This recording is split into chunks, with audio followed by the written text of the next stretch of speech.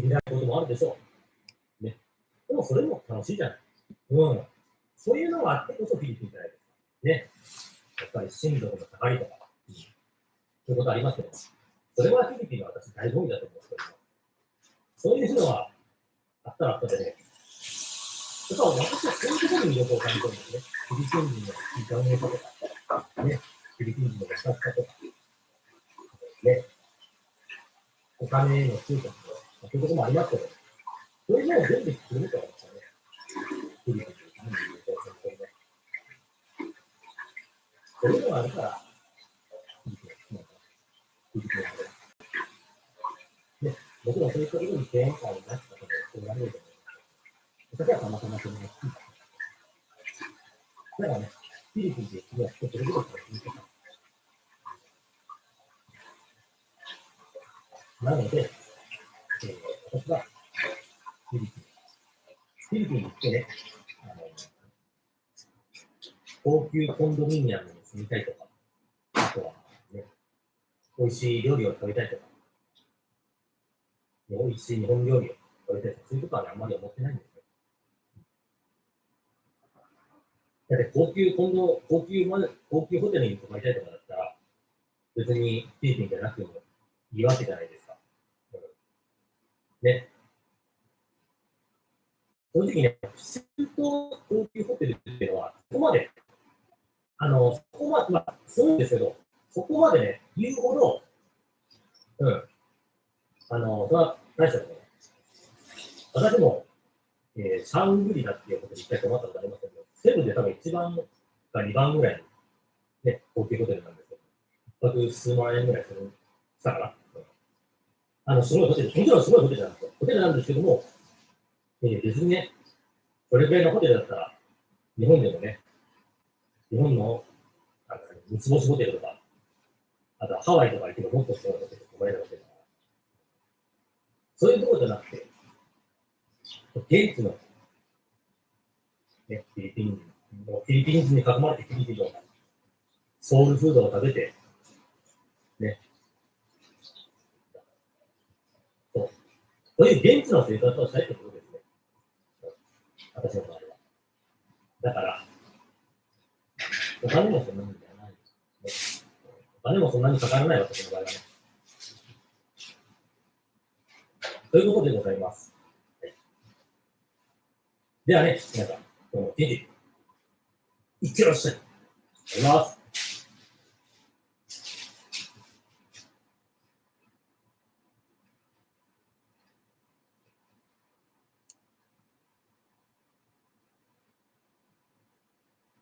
日本では18歳から警察官をやってまして、警察官で3年間働いてから辞める決断をして、さらに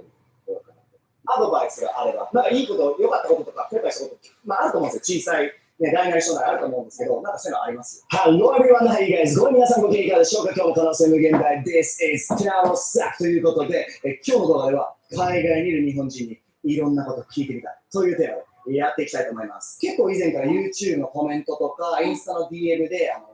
海外にいる日本人の方にもインタビューしてくださいというのが来ててですね、今日はそれに答える形で、僕のインスタのストーリーの方でですね、実際にここシドニーに住んでいる日本人の方のインタビュー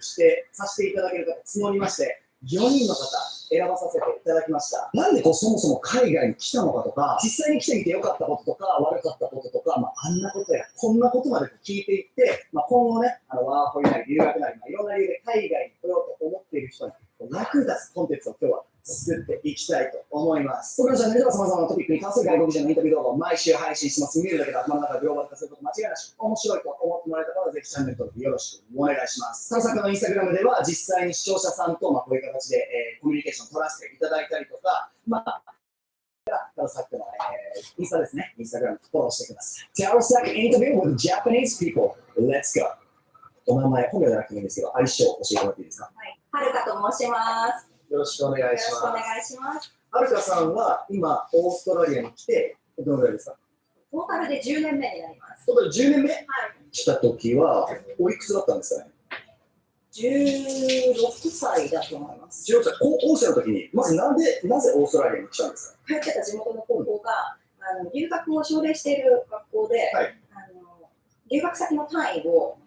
自分の学校で認定してもらえるような制度がある学校だったんです。なるほど。それを知ったときに、母が、私が語学が好きだったので、オーストラリアに行ってみたらっていうことで背中を押してくれて、それで、じゃあ行ってみるわっていうことで決まったんですけど。最初じゃあ高校生の時に、留学みたいな感じでオーストラリアに来て、1年間留学して。1年間留学。はい、1年間。そのままオーストラリア人がいる高校に入る。最初の半年はやっぱり語学レベルが低いので、そういった語学センターみたいなところで他の留学生と一緒に勉強するんですけど、で半年経ったらメインストリームスクールに行けるということで、現地校に入って、普通にもうローカルのみんなと肩を並べて勉強できるっていう。16歳って普通に考えて、大半の日本人が英語喋れないと思うんですよ。英語どんな感じだったんですか、最初来た時は。高校の時に、一応英語科に入っていて、英語はい、あったんですけど、留学をしてるぐらいの高校、結構英語の力を入れていたんですけど、私自身も語学が好きだったので、成績は悪くなかったので、英語留学しても大丈夫だろうなっていうふうになってしまったんですけど、でも来てみて、全く聞き取れないですし、聞き取ってもらえないので、なるほど。もう楽しくて、口を開くたびにパール、もう喋りたくないって日本では自信あったけど、実際来てみたら、要はサムライングリッシュっていうことですか。もう侍ジャパニーズイングリッシュでしたね。なるほど、ジャパニーズイングリッシュで。それで全然通じなかったり、オーストラリア生り強いですよね。聞こえなかったりとか。取れませんでしたね。何言ってんだろうみたいな。もう、預け合いも、入り合いって言うじゃないですか。何のことみたいな。なんで言うなのそこまで分からないです。文法的におかしくない。もうすごい早いし、で結構声が音が潰れてるんですよね、オーストラリア英語って。なので、本当にもう耳が慣れなくて、最初も全く分からなかったんですよ、何言ってるか。いや、すごい。でも、それでも、来たわけですからね、16歳で。そうなんです。これ余談ですけど、はるかさん、今日初めてお会いしたんですけど、すごくね、なんていうんですか、クラスに一人いる、優等生のような感じだと思うんですよ。そんな方でも、英語自信あったけど、来たら通じなかったと。苦労されました、英語。ものすごく苦労しましたよ。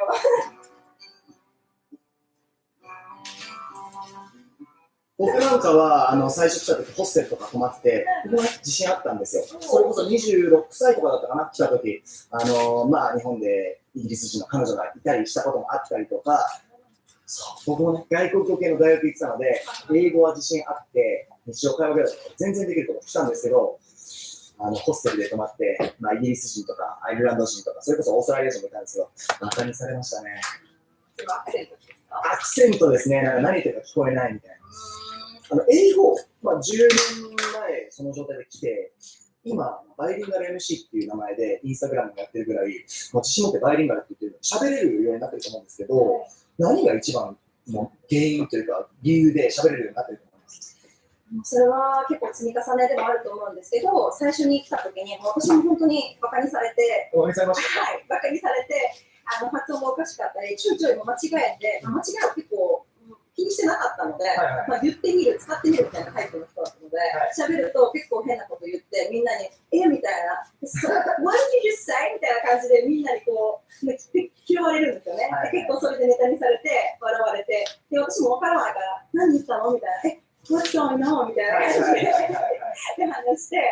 一緒になって笑いながら、教えてっていうスタンスで、とにかく明るく話してたんですけど、そういう状態を続けて、やっと友達が周りに増えてきて、ローカルの方とかとも、コミュニケーションが取れるようにだんだんなってきてっていう状態だったんですけど、そこで1年間の留学終わっちゃったので、日本に帰ったんですね。で、日本で大学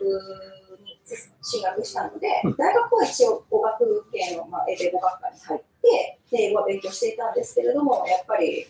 自分がコツコツを勉強したから、になったのかなって気はしますね。なるほど。いや、僕もね、動画で何度か言ったことあるんですけど、バカにされるっていうのは、実は辛いけど大事なんですよね。だからそこで悔しいことがあって、もうこういうふうに言われたくない、もっと喋れるようになりたい。感情を揺さぶられて、より失敗しないと分かんないじゃないですか。What did I just say? みたいな話に関しても、ちょっと変なタイミングで空気読めないような発言をしてしまったという経験があったからこそ、こういう場面ではこういう言い方しちゃダメなんだとか、やっぱりそういう学びみたいなのがあると思うんで、まあ、僕目線で申し訳ないんですけど、すごくね、なんか同じ道をたどってきたような気がする。英語に関してはね、10年いるってなると、なかなか、まあ、そのビザ的な感じだと思うんですけど、どういう感じで今いるんですかね。日本の大学に行ってたんですけど、そこで出会った留学生の彼がいたんですけど、彼が日本の大学に来てる。メドレーを使ったら、なんかいけそうな気がする。彼がオーストラリアから来てる留学生だったんですね。はいはいはい。で、結構その彼とインフリレーンをなんていうのアクティブな。勉強では6年間した和歌山県で途中したいや、まあ、それ割と、はるかさんもすごいですけど、彼もすごいあです。あまりもんなんやろねっていう感じの人多いですね。してるっていう。そうです。それで40代結婚することになって、中盤から以降ぐらいですから2010年に資格正をしてる。式に移住してきたっていう感じです。すごいなぁ。なかなか僕も10年住んでる人と、日本人の人と交流する機会があんまりないんですけど、やっぱりオーストラリアが好きだからいるでも30人って1人30万ぐらい。オーストラリア人ののんびりとした、おおらかな、確ね、国民性っていうのもすごい好きですし、 10人がなんだろう、完璧を求まあめて言ったらないですよね。すごい大きいわけだから別に大したこと力に入れて、おおらかにいるから、なんかすごい日本から来た方って最初びっくりされると思うんですよね。なんか結構いるんだ、そうだなって思えるかもしれないんですけど、よく見てたら、多分彼らにとって幸せなことって結構はっきりしていて、本当にシンプルなことで家族があって、ね、家があって、元気にしたらそれでいいじゃないかとか、ね、なので仕事もワークライフバランスが大事で、あんまりその人みたいな働きっていうよりは、もうその人のすべてがもうあれば、仕事はもう自分まで頑張らなくてもいいとか、でも分かりますけど、難しいかもしれないんですけど、多分ね、ここで絶対にネガティブなことを聞かないと、多分、いる人にだからちょっとネガティブなものを聞いてみてっていう話を結構しないので、聞かせていただくと、10年過ぎて、あったらいいんですけど、なんか難しいなと思う点とかあります、この国の。そうですね。僕もね、言われても出てこないですよ、あんまり。僕も考えすぎかもしれないですけど、たまに、例えば家電製品のお店とか、じゃあ行ったとして、わかんない時あるじゃないですか。で、店員さんに聞くんですよ。これどこにあるみたいな。そうすると、なんか、知らんみたいな。普通に言う必要わかります？ああいう感じで来るのあれを、僕はその適当は適当でいいんですけど、こっちのオーストラリア人にその質問されたら、今と同じ対応の仕方するって思っちゃうことがあるんですよ。僕が初めてその対応の仕方してるのは、それと思っちゃうことがあるんですよ。それはありますね。あります。やっぱりこう移民に寛容とはいえ、英語が話せなかったりとか、あまりにも外国人色が強ければ、ちょっとそこまでオーストラリア人と同じような対応はされないと思います。でもそれってオーストラリアに限ったことじゃきっとないと思うので、そういった面もありつつも、全体的に見てオーストラリアはすごいいい国だと思いますし、10年住んでもずっとここにいたいって思えるぐらい、この国が好きだし、同感です。なのでね、きっと多分日本から来られた方は好きになると思うんですよね。今の話は日本においても言えることですからね。そうですね。で、例えばイギリスとか行っても同じだと思うし、アメリカとか行っても全く話とか言えるので、海外に行くと、こういうことがあるんですよっていうのは、海外に行くと、例えばしないですけど、そうですよね。なので日本に外国人の方が来られてて、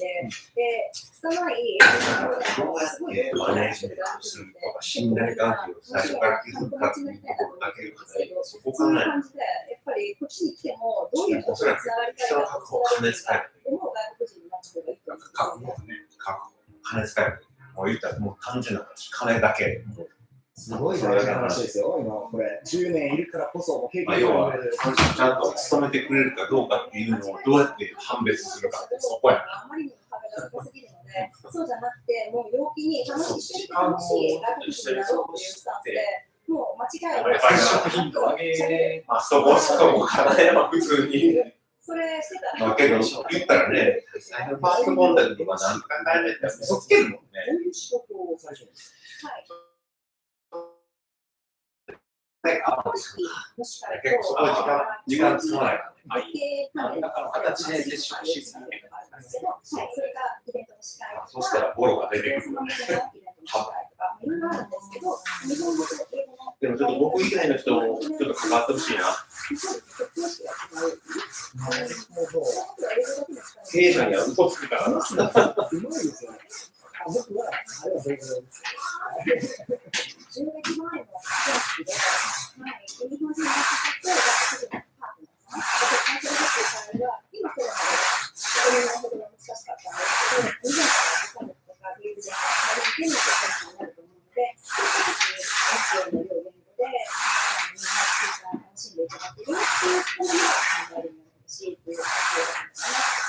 10年前の方々のように、いろんな思いが抱えているわけです。ああいうふうに言うけど、なかなか作ってるというか、踏み出せないぐらい日本語がありませんけど、そういうことに、経験者として、そうですね。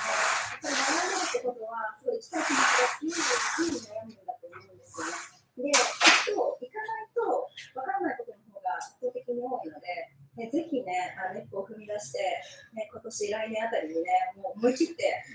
海外に行ってみるっていうのも大事なのかなって思うんですけど、行ってみてダメなら帰ってきたらいいんで、そうですね。とりあえず行ってみて、旅行とかまずはいいので、サッカーしてみるとか、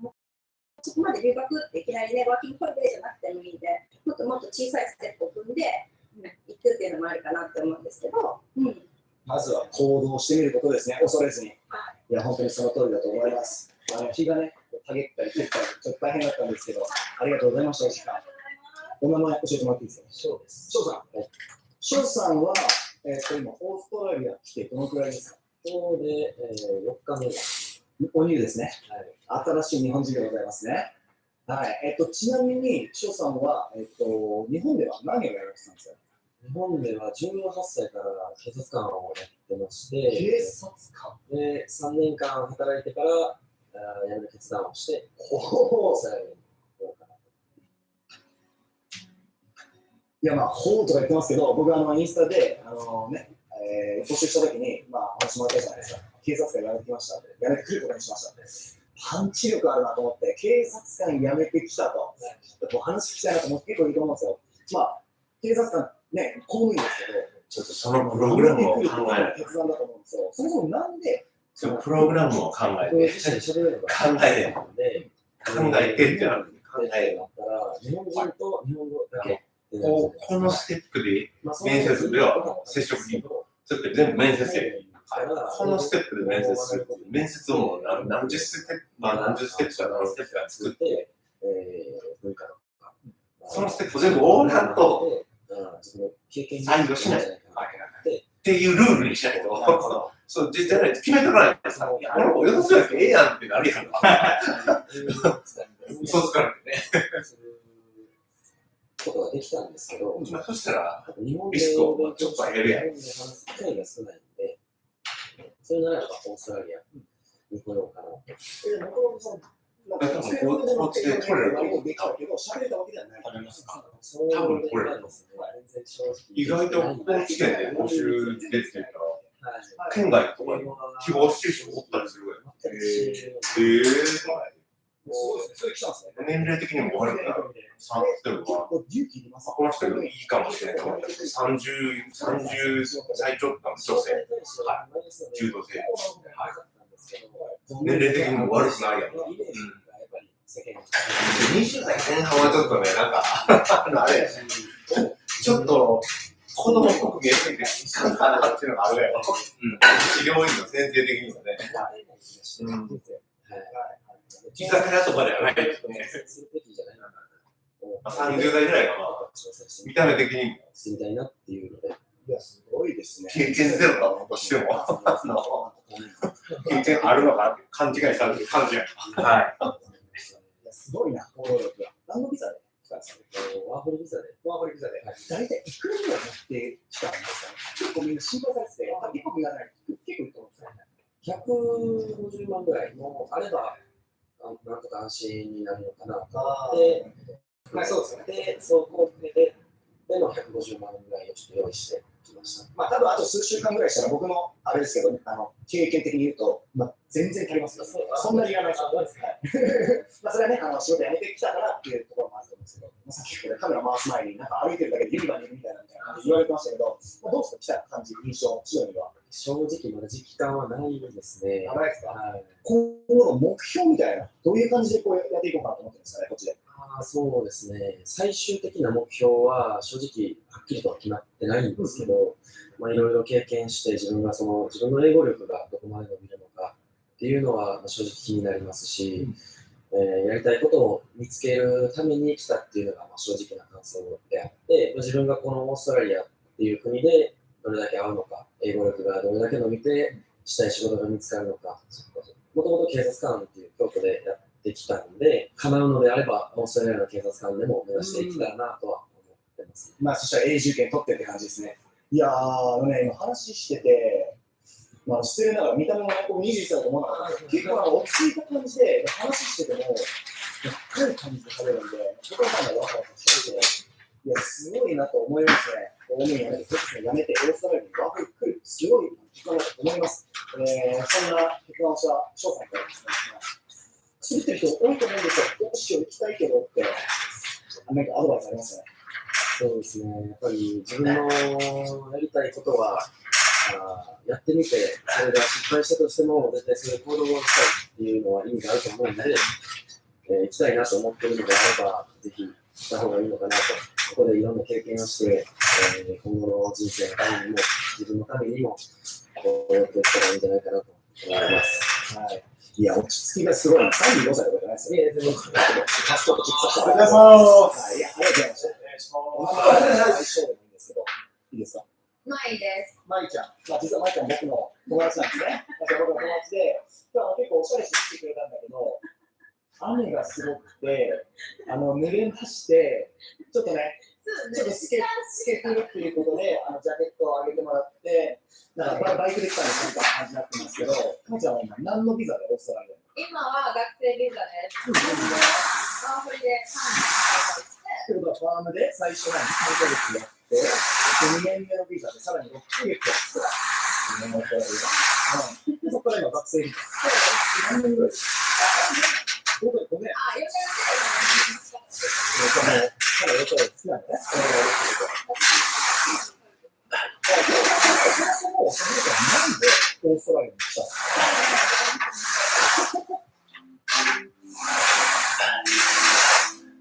日本で？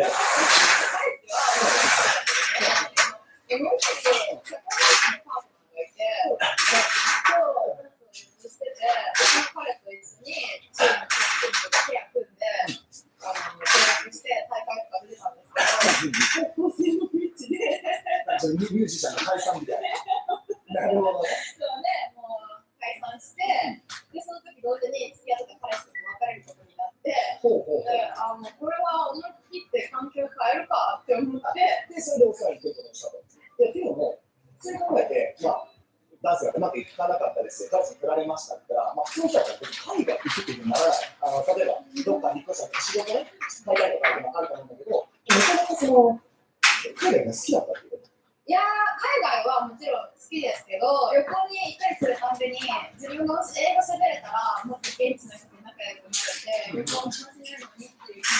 持ちで、英語を学びたいなってよく思うようになって。なるほど、なんか英語に興味あるから。はい。日本では何の仕事をしてるの？日本では管理栄養士って言って、病院で食事のカウンセリングする人みたいな。結構真面目な仕事を結構みんなやっぱり、まあ、お金が絶対、何を思っても、となると、できると、大丈夫なのかなとか、心配になると思うんだけど、そういうのはまあ、私も正直あったから、すごい迷ったんですけど、こっちで自分なりにステップアップできたら、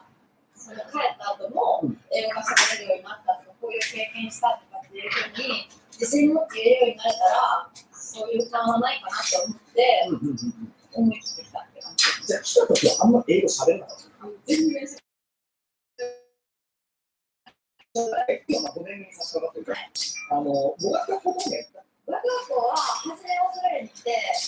1ヶ月半ぐらい到着してすぐに行った。今は英語喋れるようになってる。そうですね、もう生活はほとんど全て。なんで喋れるようになったの？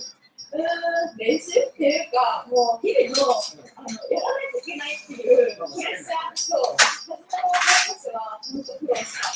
全然喋れないし、気がつかないし、そう、ちょっと喋れないとできないから、そうで、初めはまた苦労して喋れるようになったけど、もう追いつかないっていう追い込まれたりとか。まあそうだね。その後、友達と飲みに行ったりとか、もう勝手にこう、リピートされることで、友達ができることによって、交流会に入ってくるわけですよ。話すし、さらに話せるようになっていって、さらに友達もできやすくなる。そういうことですか。はい、みんなそんな感じで、周りでも映画撮れるようにな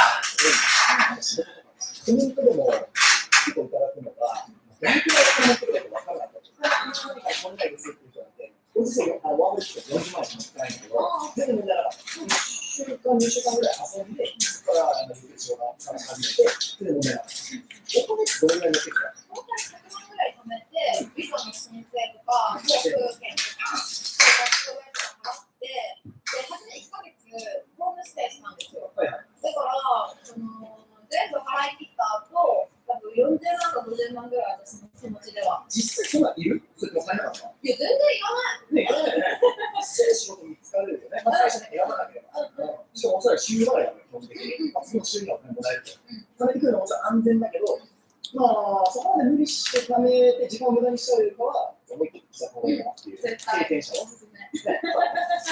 実際来てみて、なんか、どう？よかった？すごく面白い。よかった。みんななんか海外に来る理由をこうごちゃごちゃ述べる。特にいないですね。それはオンラインの英語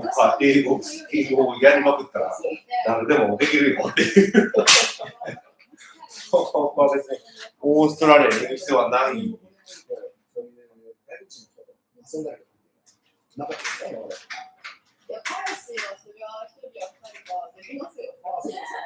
何でできる？日本人の女性で彼氏。どういう出会い？もしシティに住んでるんだったら、パブとかクラブとかに行ったり、何屋さんか。それが一番出会いそうかなと思うんですけど、私が彼氏作った時は、パブで好きだったんですよ。彼女で一緒に働いてたの。そうですね。その時は、そのバックカウンセルとかも生活で通じてるから、ご飯もみんなで一緒に食べるし、みんなでするから、ファミリーみたいな。そうです。その方がよくわかりますかもしれない。だから、人からとってる人とか、僕が来る予定がありますっていう人に、なんかこう、アドバイスとか、これをやってきた方がいいよとか、こういうふうにした方がいいよとか、いうのがあれば、なんか、経験者として。迷ってるんだったら、ぜひ何でも挑戦してほしい。本当に仲良かったし、私がたまたまオーストラリアっていう環境が合ってたっていうのもあるかもしれないけど、海外と日本にいるとすごいシンプルにしがちだけど、オーストラリアもあるし、アメリカもあるし、カナダもあるし、ヨーロッパもあるし、いろんな国があるから、それぞれの文化とかパーソナリティとか違うし、すごい視野が広がりました。いろんな人に出会って。なるほどね。海外に出ることがないと思うし、日本で頑張るっていうのもすごいいいことだけど、自分もちょっとやってみようかなって思うことは、ぜひ、紹介してみてください。いやー、経験者のね、まあ、女性のこの言葉が持ってるのね、なんか私だと思うんで。もし違うかったら、全然日本にも帰るし、そう、やめようと思えば、正解だと思う。ただね、今いつも動画で言うんだけど、それがやりたいことだとして、それをやることによって失うことももしかしたらあるかもしれないですけど、やりたいことをやらないことによって失うこともたくさんありますから。そうですね。まあ、ね、すごく楽しんでるということで、本当に見てる人のね、少なくとも皆さんしてくれたんじゃないかなと思います。ありがとうございました。この間も2組目の何でもいいんですけど、教えてもらってもいいですか？ちなみに、皆さん、オーストラリア、また今、シドニーですけど、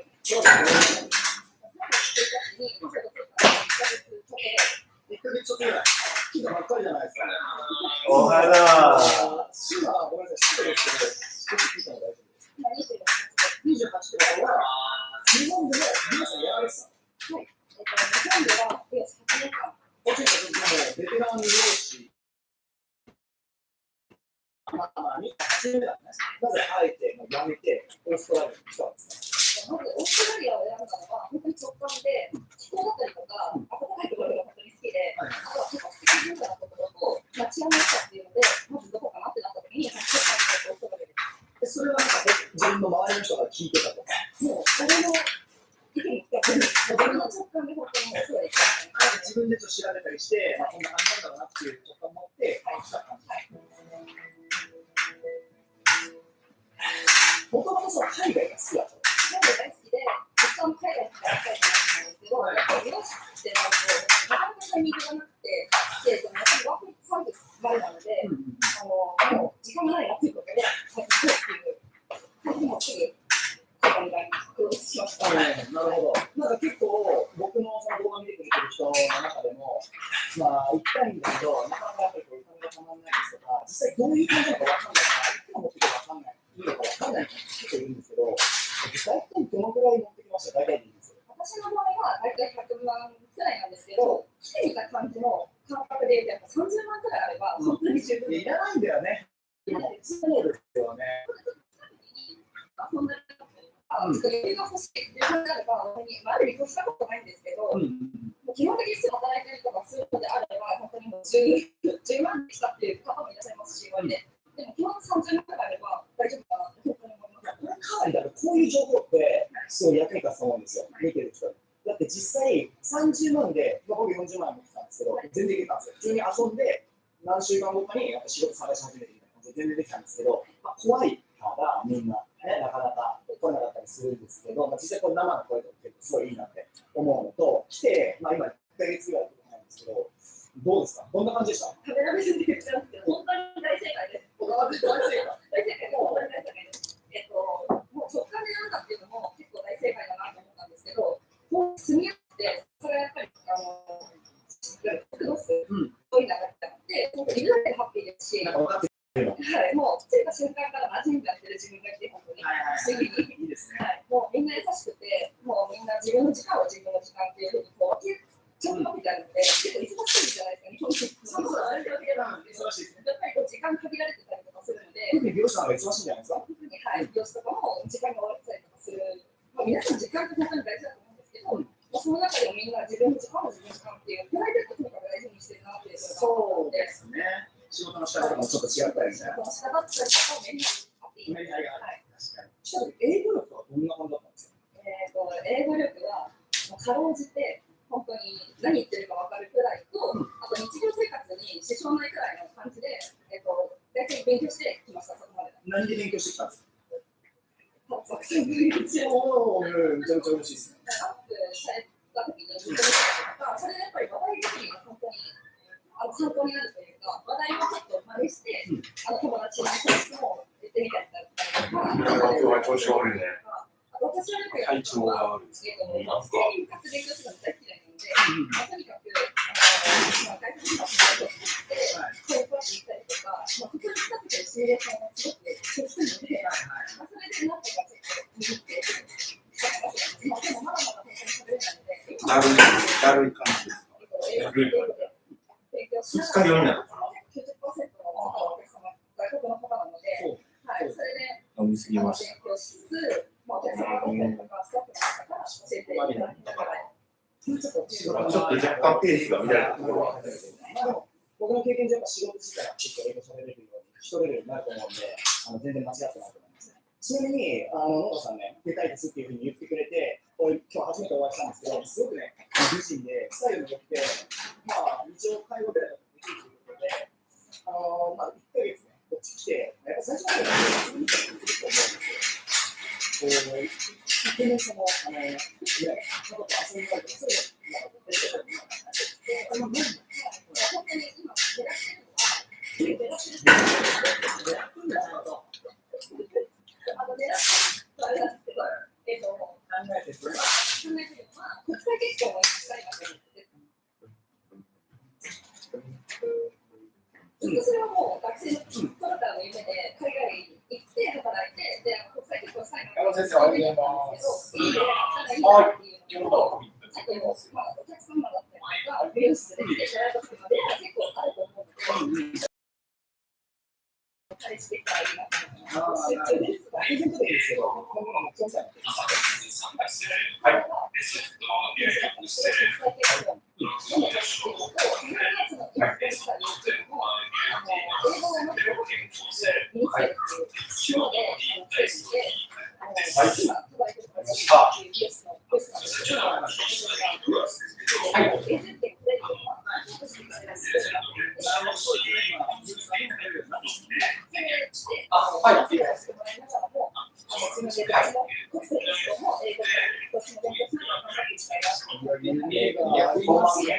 最後なんですけど、この動画見てる人で出たいと思ってる人いると思うんですけど、そういう人にもし来て、1ヶ月経験者としてアドバイスをして、いいことを教えてとか、そうですね。小さい値段ラッシュするとか、そういうのがあるよ。プリントパックとか、そういうところに注文していただいたら、一緒に配ってくれるプランとか、そういったものがあるとか、もしくは印刷で出来上がってきたものを自分たちで勢いっていうし、コスティングだけやってくれる業者さんもいいということですね。賃貸なのは分かるけど、応募してもらって出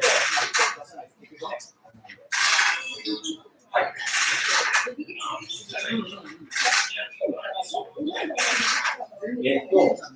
ニマムでいくと、一番小さな単位でいくと、1000枚ぐらいでリアクションがもしかしたら例えば、夜中しで会話をするとか、そういうことをやれば、確率は跳ね上がるんですけど、ただ、コストを入れるだけってなると、まあ、1000とか1万に1人最初ぐらいのリアクション。卒業式が3月1日で、3月3日に1本出て、すごい。頑張ります。理由がたくさんあって、一つは、大学に行く理由がはい。で、もう一つは、とにかく家が厳しすぎたので、親が厳しかった。はい。親が厳しい家庭で、高校。はい、失礼します。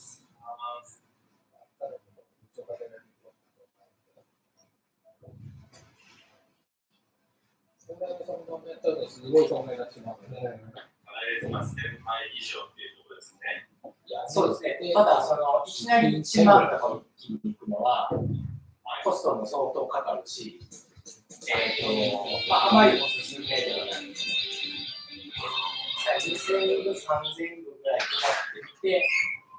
リアクションが取れそうであれば、増やしていく。6円、ステップとしては。6円から皆さん、下見にちゃうです。本日はですね、ロックウェルにあります。こちらの家で、日本人の方と待ち合わせをしております。一体どんな方でしょうか。ピンポン押して、直接渡してちょっと会話をする。っていうのをやると、配る枚数はあまり配れないんですけど、確率はかなり高い。それをやってめちゃめちゃうまくやった先生。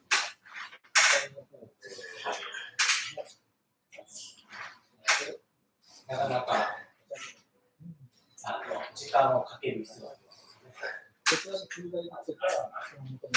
企業さんの接待はい。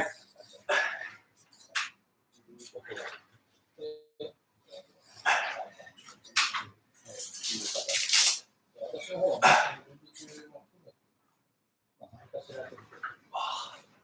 もうちょっと音を大きくして。そっちだよね。スピーカーで。そうですね。絶対に型処理みたいなのだけちょっとね。ここを含めて、教育関係がそうです。フィリピン教育関係そうですね。素晴らしいですね。フィリピン人がメイン。フィリピン人の方に教育を施す感じの授業を始めてその辺に関してはですね、また詳しく話せる時が来たら、いろいろと話していただきたいし、じゃあ、実際の方が大変だったという、ちょっと話すね、さっきまだ今、その話というか、ところなんですけども、フィリピンは最初はそういうことをそういうことだとその反面で、閉鎖したとき、実際どんなことが起きるのかっていうと、今、その段階ではまだ書いてきてまさに、そういうことが作るのにある程度、制度にしてるわけだとなくて、そうですね。絶対するときはそうじゃない。そうですね。やっぱり、フィリピンから撤退。今の問題は、これ、日本の同じだと思うんですけど、やっぱりフィリピンそうですね。働かしてる人がいると、それをじゃあ、どうするのか、解雇できないものなのか。その辺はどうなんですか、解雇って簡単にできるんですか。やっぱり会社都合ではありますので、セパレーションペイで、お金の話にはなるんですけど、退職金みたいなところですね。会社を離れるために、お金を払うと。そこら辺を事前にやっぱり社員と、話をして、コンセンサスを得て、まさにこのタイムスケジュールもありますので、大体こう発表してから1ヶ月半で、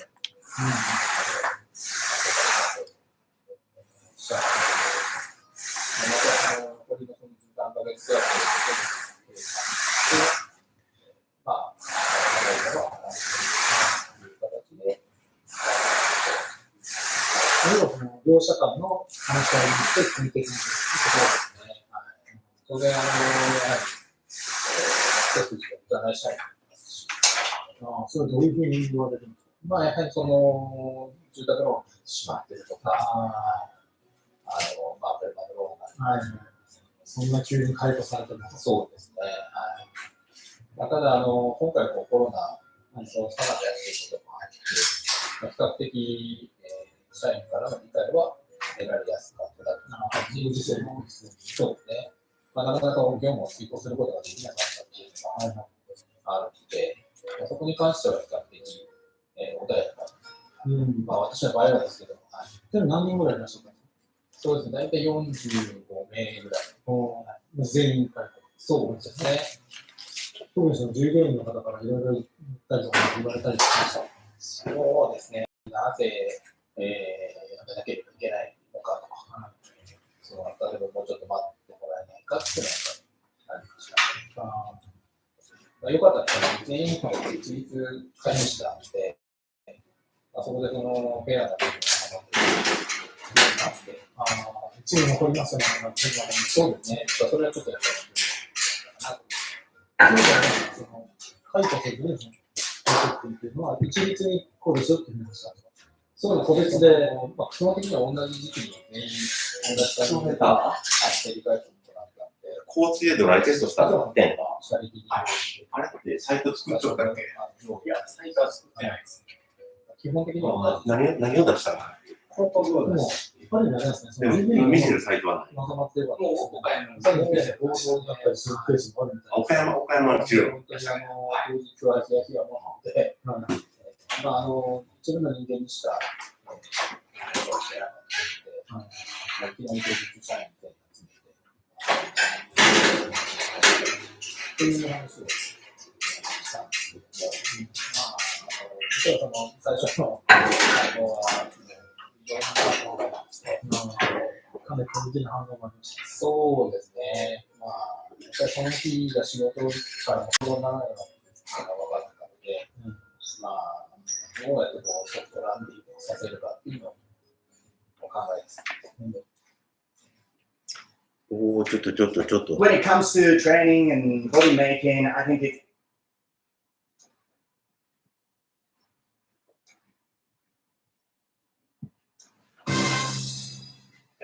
まあ、さらにこう、追いちょかけられるようなことになる。簡単に。まあそうだね。それに出せば。はい。ただまあ、その反面、こう、じゃあ、もう事前にやっぱり社員と、話をして、コンセンサスを得て、もちろんこのタイムスケジュールもありますので、まあ大体こう発表してから1ヶ月半ぐらい。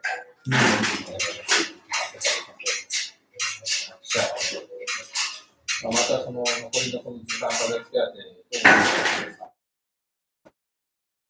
して、払うという形で納得していただく話。要はその両者間の話し合いによって決めていかなきゃいけない。そうですね。はい。当然、やはり、一筋でお伺いしたいと思いますし。それはどういうふうに言われるんですか？まあ、やはりその、住宅ローン閉まってるとか、そんな急に解雇されても。そうですね。はい。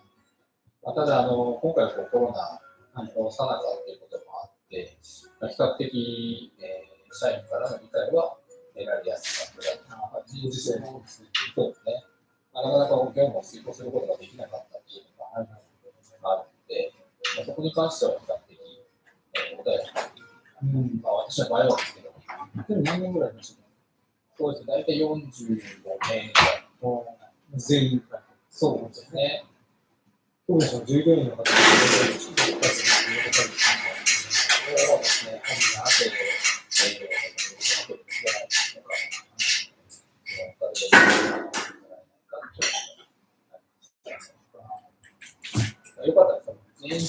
自立会議室があって、そこでそのフェアな部分を保ってたようなあって、一部残りますよね、そうですね、それはちょっとやっぱり、ということはあれですか、その解雇するときの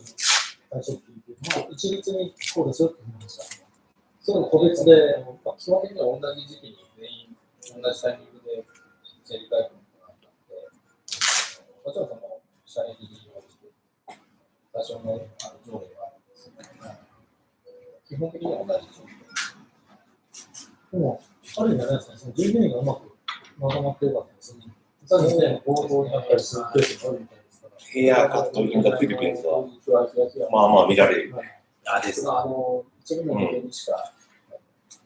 してなかったので、いきなり個人社員で、やりましたね。っていう話をしたんですけども、もちろんその最初の反応は、いろんな反応がありまして、かなり過激な反応がありました。そうですね。やっぱりその日陰性証明書とかが結構見られるので、どうやってそこからさせるかというのを考えます。で、その辞めるってなってから、その出勤したチームでどれぐらいの期間一番長くて1.5ヶ月とかぐらい。いやもうすげえみたいな。その期間はもう、爆発的に。そうですね。やっ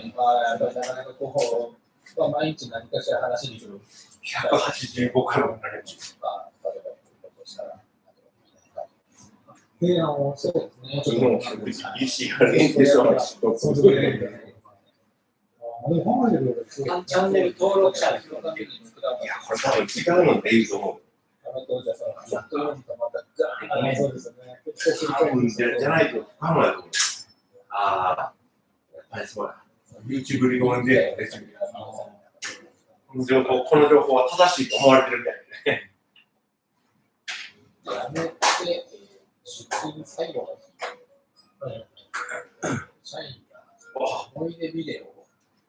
お金サブスクライバーを2人も増えて。ああ、本当ですね。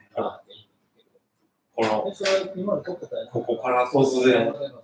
ギャーッと上がってからギャーッとこう、持ってる。すべて、すごいですね、すごい、長編映画みたいな。それを見せられた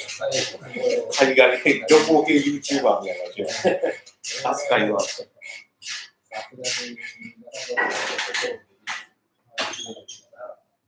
れは従業員の方が自主的に作って、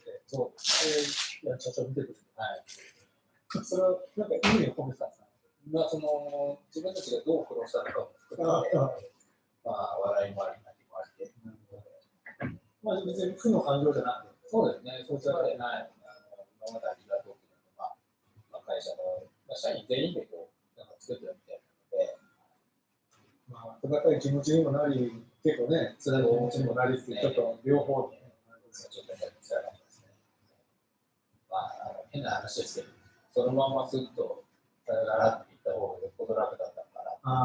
そうですね。残念なければさ、そうですね。出勤最終日はもう特に誰も掃除で終わったので、一応管理側の人間に関しては再登録して、事業開始、あと今度は廃業届だったりとか、残務処理の人が、そうですね、そこやっていただきます。もしその撤退になった時は何ですか？支払いをしているかどうかですね、いわゆるSSS の中に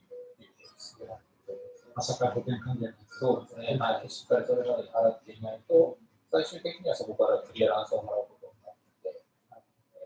それが一番の問題だと思います。日本だと結構ね、もうやめますで、意外とそんなに難しいと思うんですね。結構ちょっと遡っていろんなことを調べられる。そうですね。最終的に届け出を出した後はですね、やはり、BIR、税務署ですね、の方から過去3年のもって調査されるということですね。ちゃんと税金払ってないと結構。その通りですね。やっぱりそこら辺は、当然ですけれども、情報等をしっかり保持してないといけないですし、当然そこに携わっていた人事、会計、人間はやはりある程度抑えているかどうか、い残しておかないと、後でそうですね、説明ができない。全部動画が入っちゃいます。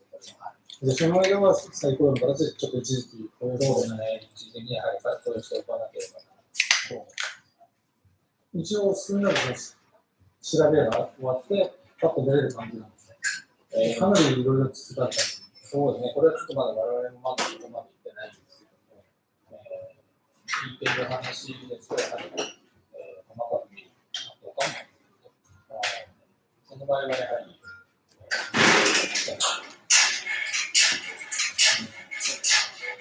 決算進行になったりとか、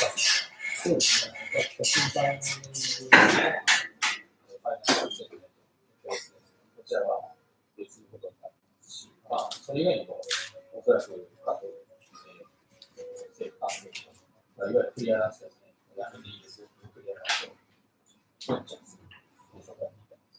今まで提出して払ってきた、ちゃんと払ってきた部分も3年にほど見られる。そうですね。何癖つけたりとかされるんですか？結構そうですね。そうですね。まあ、こちらでも結構それが、ポピュラー。はい。はい、よろしくお願いします。まあ、これがやっぱり、疲れてくれたのか。本当にそれは一番いいさね。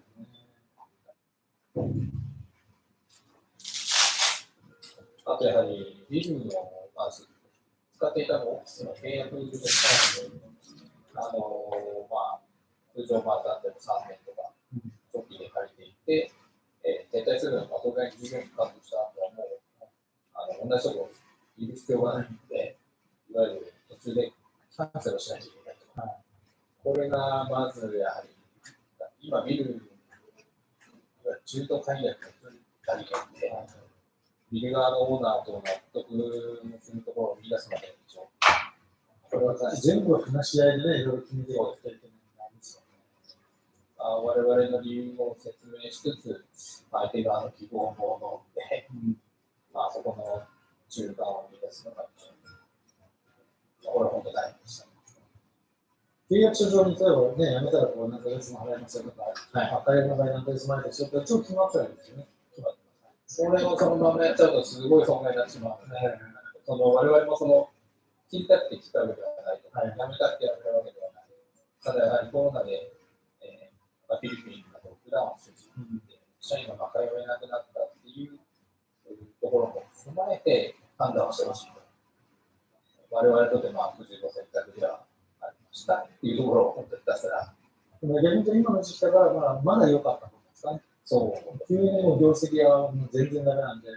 今月無理ですってなると、それもその大変なところがちょっと厳しかったと思います。でそんな中で、その新しい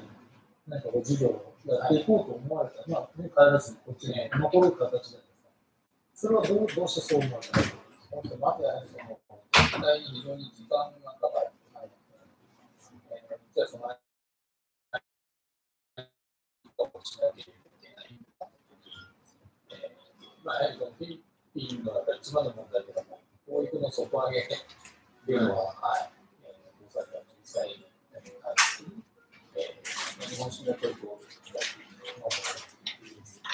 それはいつ頃スタートされる感じですか？そうですね、まあ、2ヶ月以内で少し形に出していきたいというようになっています。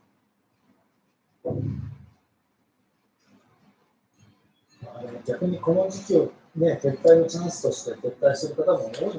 れない。と聞いてますね。ただ、企業はどちらかというと、準備をされて、対応される。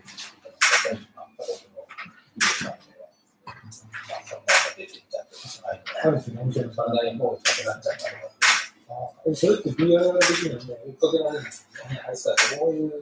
方でやってるのかわかんないですけどね。おそらく当時はね、出勤できない状態なんで、チェックもできないですね。まあ、今後変えられちゃったらどうしようもないからね。多分、右側さん、テナント管理されてる会社は、そうなるんだと思います。本当はね、うまくいかないから潰れるんですけど、潰れずにそんなことを強いられるのが、なかなか辛いなって気がするんですよね。体自体が辛い思いしてるところに、さらに道をかけられるとだから、実際して法人の役員改定の最大だね。10級のやつ、野上さんにお願いしたら、まあね。 4万円ぐらいだって、そんなんやったら、あれをどうぞ頼んで、パパとやってもらったらよかったのにと思って、余計に10万払わされて。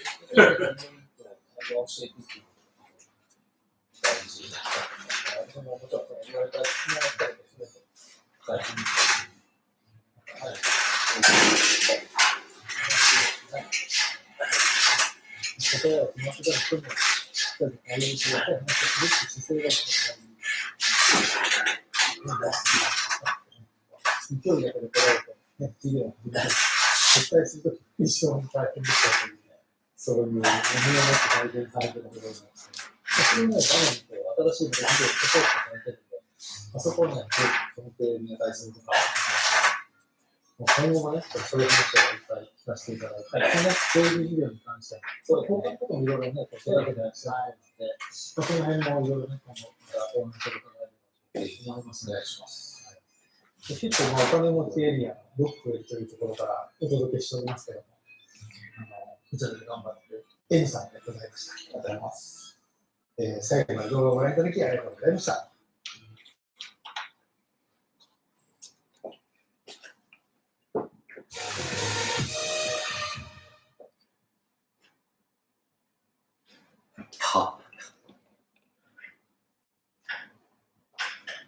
いきなり終わったね。スタートしたらいきなり終わった。は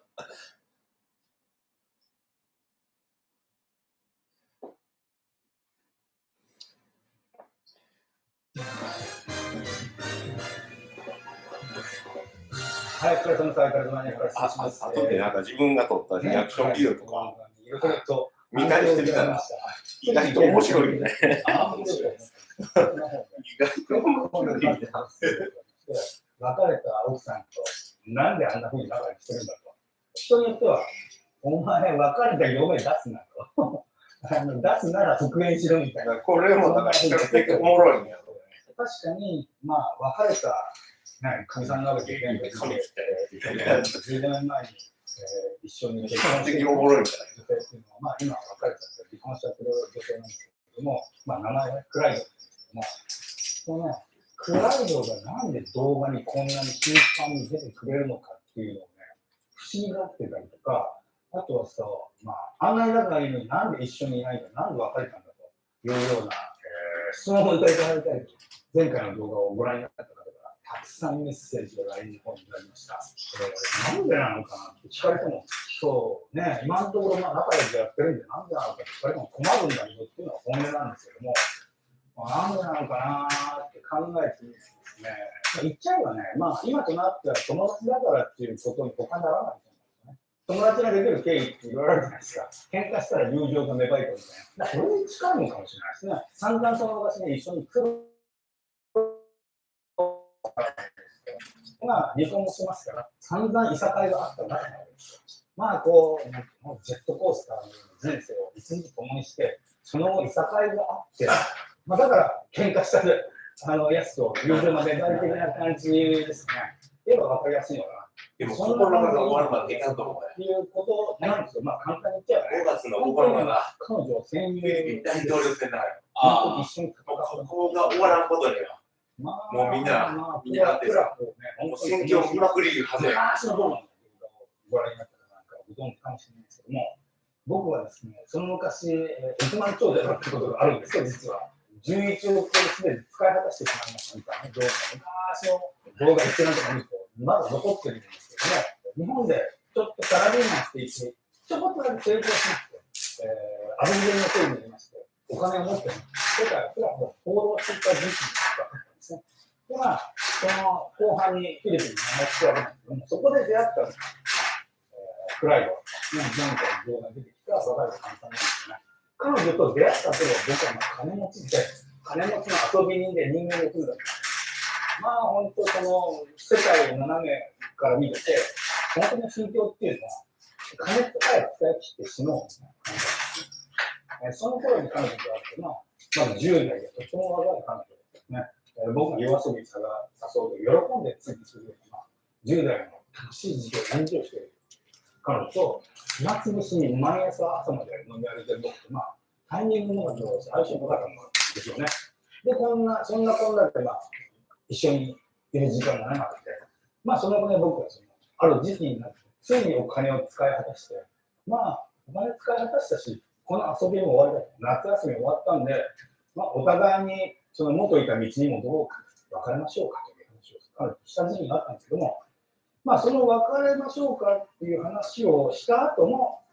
なんていうんだろうな、一緒にいてくれたのが彼女だったんですね。楽しい時期一緒にいて、その後のね、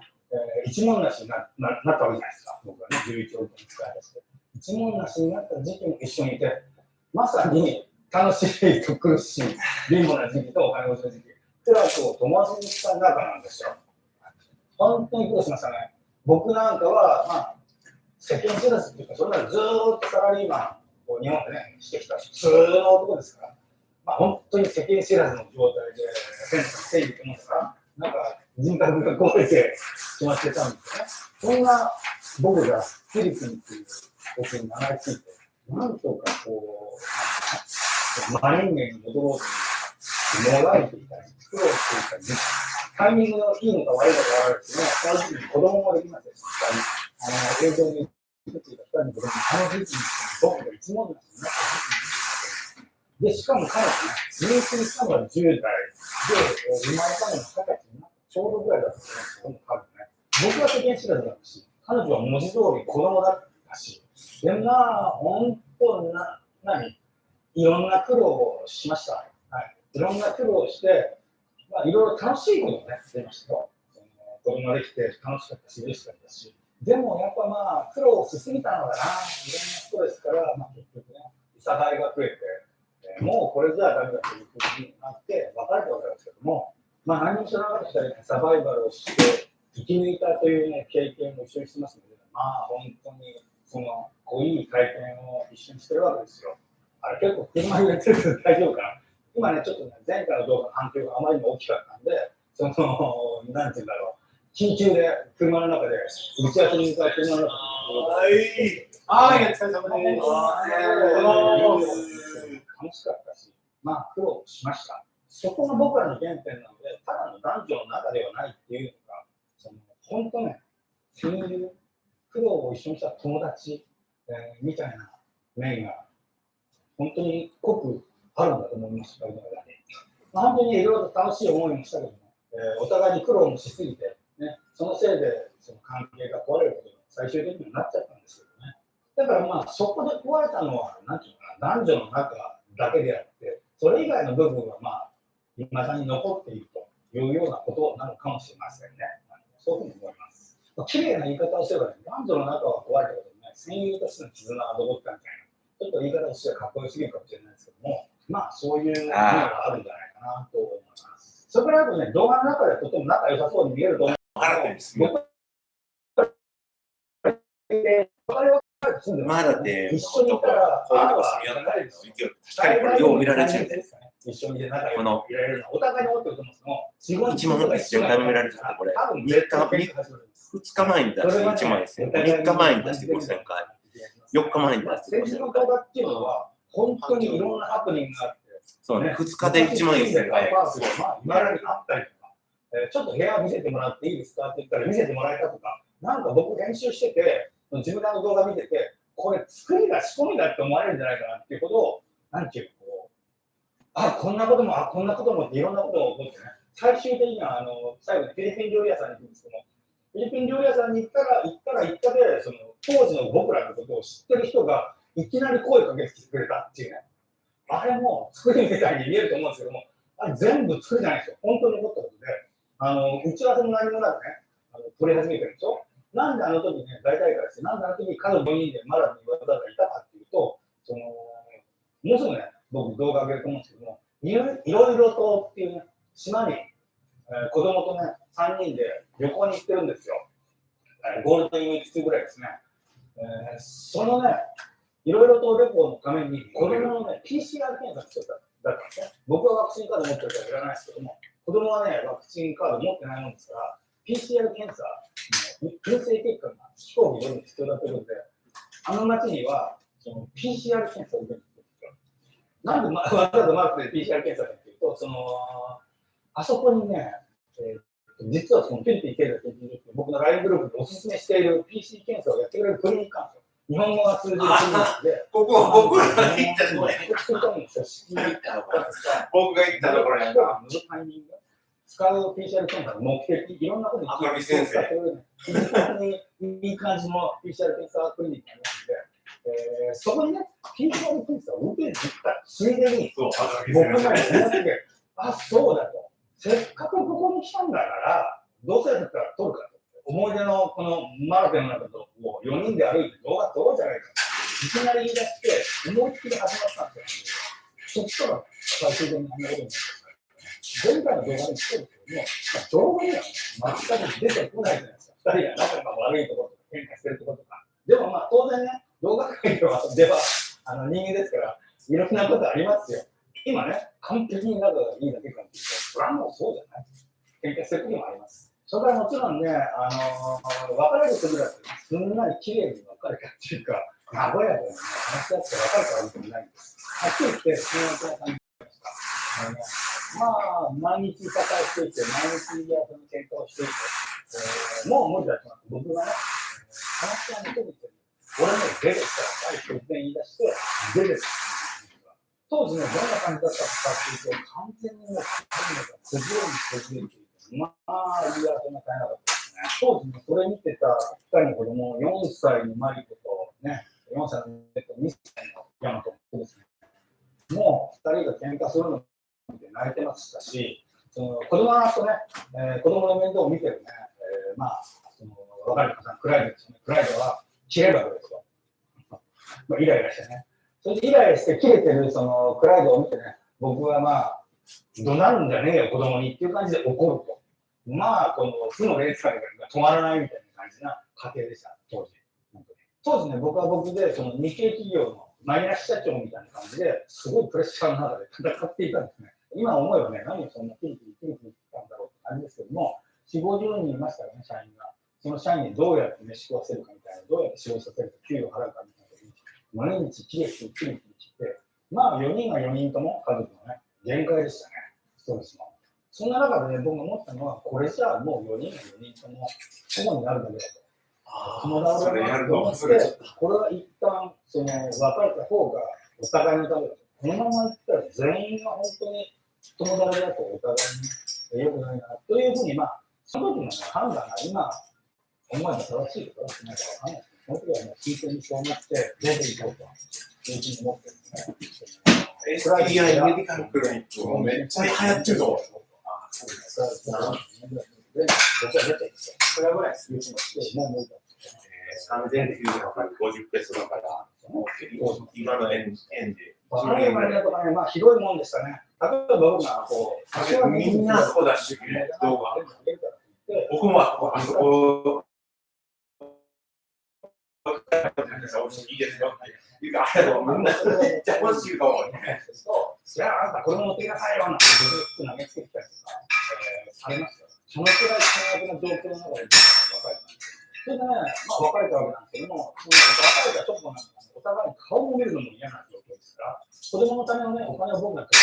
々私に行くわけじゃないですか。月に1回か2回かね。その時もね、お互い顔も見たくないみたいな感じで、口がず、まあお金だけ打って渡して、スッて受け取って、バタンのドアが閉まるみたいな。そんな感じです。本当に険悪な時期があとね、まあ、僕も子供が遊びたいからと、たまには子供が遊ぶみたいな感じで訪ねていくんですけども、まあ、クライドの方、カードの方がドアから出ても来ない、顔も見せないですね。子供だけドアからそろって出てきて、パターンと閉まって、それで終わり。逆にね、子供と僕が遊び終わって、子供を送り届ける時なんかは、親が迎えに出てきて、クライドの親が迎えに出てきて、この受け渡し終わって、別にお互いその僕とクライドが顔を見るわけです。ね、顔を当てるわけではないというような感じで、とってもね、契約ですやりました。でね、その後ね、とかすごいなってるわけなんですけども、最終的にはね。まあ、きっかけは子供の教育の問題とか、どんな学校に行かせるのとかね、いうようなことは多少はこれ話し合わないといけないじゃないですか。ね、そんなことがきっかけ。